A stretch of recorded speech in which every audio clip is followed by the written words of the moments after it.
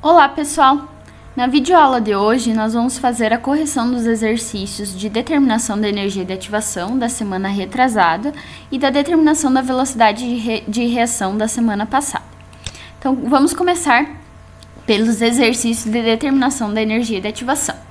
Então, vocês tinham dois gráficos para encontrar a energia de ativação. Então, a letra A é referente a esse gráfico aqui. Então, para determinar a energia de ativação, nós temos essa formulazinha aqui. Então, é a energia do complexo ativado menos a energia dos reagentes. Nós conseguimos encontrar a energia tanto do complexo ativado quanto dos reagentes olhando para o gráfico. Então, ali para o complexo ativado, vocês estão vendo que está escrito aqui que é o complexo ativado que se refere a essa energia aqui em cima. Na verdade, a energia do complexo ativado, ela vai ser sempre a maior que vai aparecer para vocês aqui no eixo Y, né? Ela vai estar sempre no topo desse morrinho aqui. Então, nesse caso, o valor de energia para o complexo ativado é igual a 60.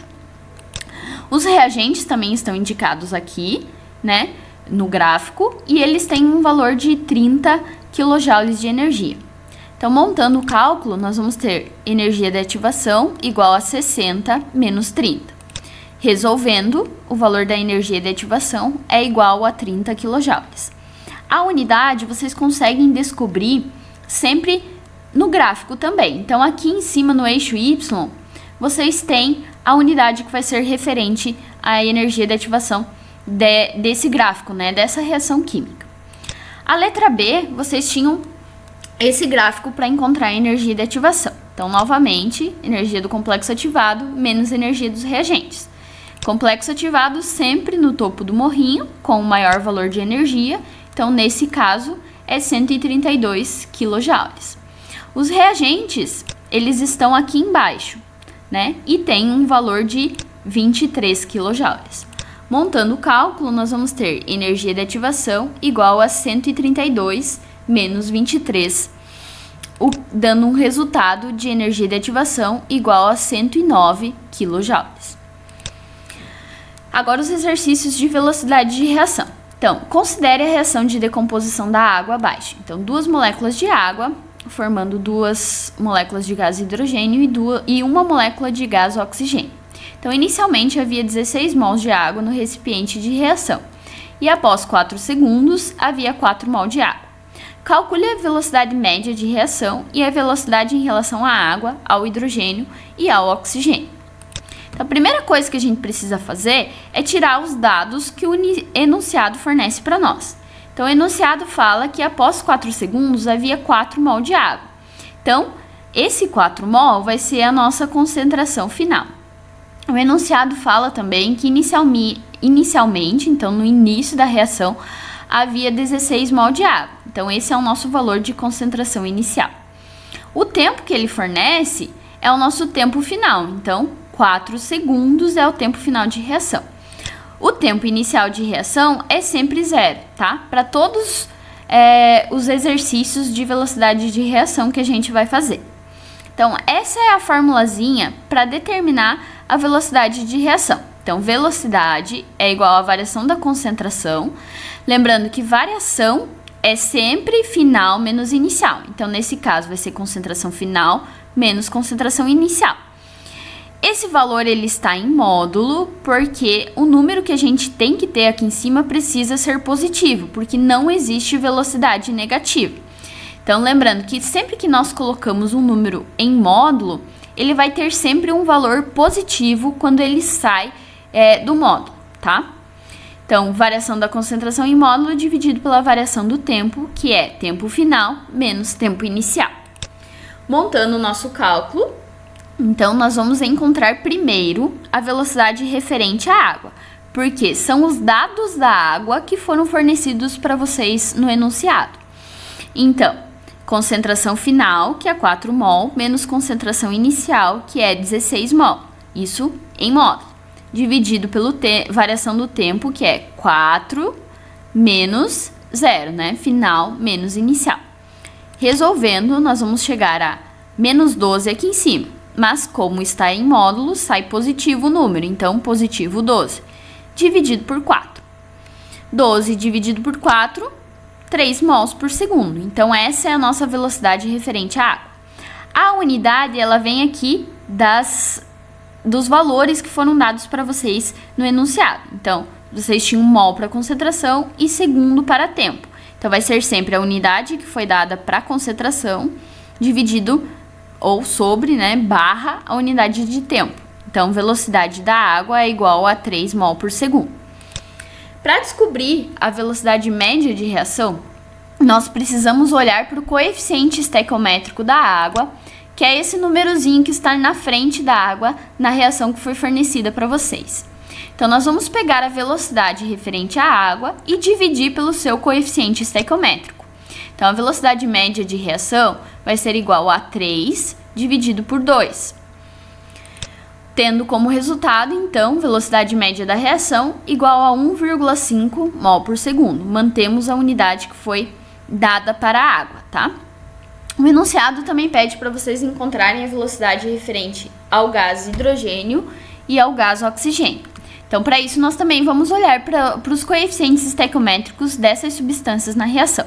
Então, na frente do gás hidrogênio, vocês têm o número 2. Então, para saber a velocidade referente ao gás hidrogênio, basta multiplicar a velocidade média da reação pelo seu coeficiente estequiométrico, que é 2. Então, nós vamos ter velocidade do H2 igual a 1,5 vezes 2, dando 3 mols por segundo. O oxigênio não tem nenhum número na frente dele. Quando isso acontece, significa que nós temos o número 1 na frente dessa substância. Então, na verdade, a velocidade referente ao oxigênio vai ser a própria velocidade média de reação, porque 1,5 vezes 1 dá 1,5. Então, a velocidade referente ao oxigênio é 1,5 mol por segundo. Número 2, então. Considere a reação abaixo. 4 ferros mais 3 O2, formando 2 trióxido de ferro 3, que é essa espécie química aqui. Então, inicialmente, não havia nenhum mol de Fe2O3. Então, concentração inicial igual a 0,0 mol. No recipiente de reação, e após 2,1 horas, havia se formado 18,5 mol de Fe2O3. Calcule a velocidade média de reação e a velocidade em relação ao Fe2O3, ao ferro e ao oxigênio. Então, primeira coisa, tirar os dados do enunciado. Então, ficou bem claro no enunciado que a concentração inicial do trióxido de ferro 3 é 0 mol. Então, concentração inicial, 0 mol.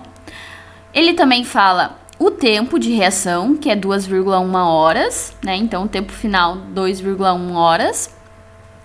E que depois desse tempo, havia se formado 18,5 mol do trióxido de ferro 3. Então, concentração final igual a 18,5 mol. Novamente, a nossa formulazinha para encontrar a velocidade e vamos montar o cálculo. Então, a velocidade referente ao Fe2O3, porque foi dessa substância que o enunciado deu os valores, nós vamos ter 18,5, que é a concentração final, menos 0, que é a concentração inicial, em módulo novamente, dividido por 2,1, que é o tempo final, menos 0, que é o tempo inicial. Resolvendo, nós vamos ter velocidade referente ao trióxido de ferro 3 igual a 18,5 dividido por 2,1. Resolvendo, então, a velocidade referente ao trióxido de ferro 3 é 8,80 mol por hora. Lembrando, sempre a unidade de concentração que foi dada, barra a unidade de tempo que também foi dada no exercício, no enunciado, né? Para descobrir a velocidade média de reação, novamente, nós vamos pegar a velocidade referente ao trióxido de ferro 3 e dividir pelo seu coeficiente estequiométrico na reação, que nesse caso é 2. Então, nós vamos ter 8,80 dividido por 2. Isso dá 4,4 mol por hora. Então, a velocidade média da reação é 4,4 mol por hora. Para saber a velocidade referente ao ferro, nós vamos pegar a velocidade média de reação e multiplicar pelo 4, que é o coeficiente estequiométrico do ferro. Então, 4,4 vezes 4 dá 17,6 mol por hora. Então, essa é a velocidade referente ao ferro. Para o oxigênio, mesma coisa. Vamos multiplicar a velocidade média de reação pelo seu coeficiente estequiométrico, que é 3. Então, 4,4 vezes 3 igual a 13,2 mol por hora. O último exercício pedia para vocês dizerem quais que são os fatores que afetam a velocidade das reações químicas, né? Vocês conseguiram encontrar isso no texto e também na videoaula passada. Então, são 4 fatores no total. Então, primeiro a superfície de contato, a concentração dos reagentes, a temperatura e também o uso de catalisadores. Então, essas 4 coisas conseguem aumentar ou diminuir a velocidade de uma reação química. Então, muito obrigado pela atenção e até a próxima!